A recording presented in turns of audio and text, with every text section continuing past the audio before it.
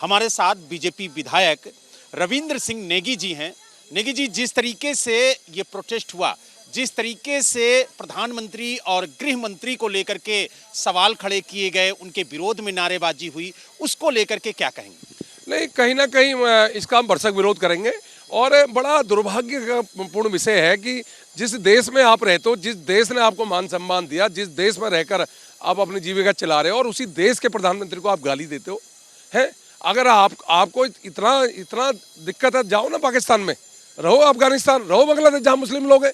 आप हिंदुस्तान का खाओगे, हिंदुस्तान का पियोगे, हिंदुस्तान के सारी सुविधाएं इस्तेमाल करोगे और हिंदुस्तान के प्रधानमंत्री को गाली दोगे, तो ये बिल्कुल इसका हम भरसक विरोध करते हैं। और जो माननीय प्रधानमंत्री और अमित शाह जी के बारे में जो अपशब्द इन्होंने बोले, उसके खिलाफ दिल्ली पुलिस सख्त कार्रवाई करेगी। इन लोगों को किसी प्रकार की आतंकवादी गतिविधियों को बर्दाश्त दिल्ली में नहीं करा जाएगा।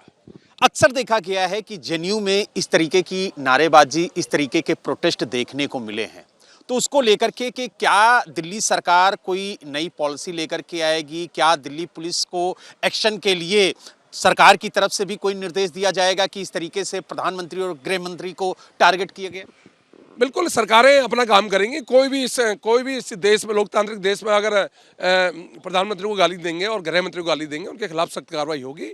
और मैं फिर बता दूं आपको, ये 2014 से पहले आतंकवाद का अड्डा बना रखा था इन्होंने। जो भी इन्होंने देश के बारे में अनाम सलाम बोलना, तो इसको ये जेएनयू को प्रयोग करते थे और इनको आदत पुरानी पड़ी है। पर अब इनको इतना समझना चाहिए, अब सरकार राष्ट्रवादी सरकार है। अब बिल्कुल भी इस तरह का जो देश में रहकर देश को गाली देगा, उसके खिलाफ सख्त कार्रवाई होगी।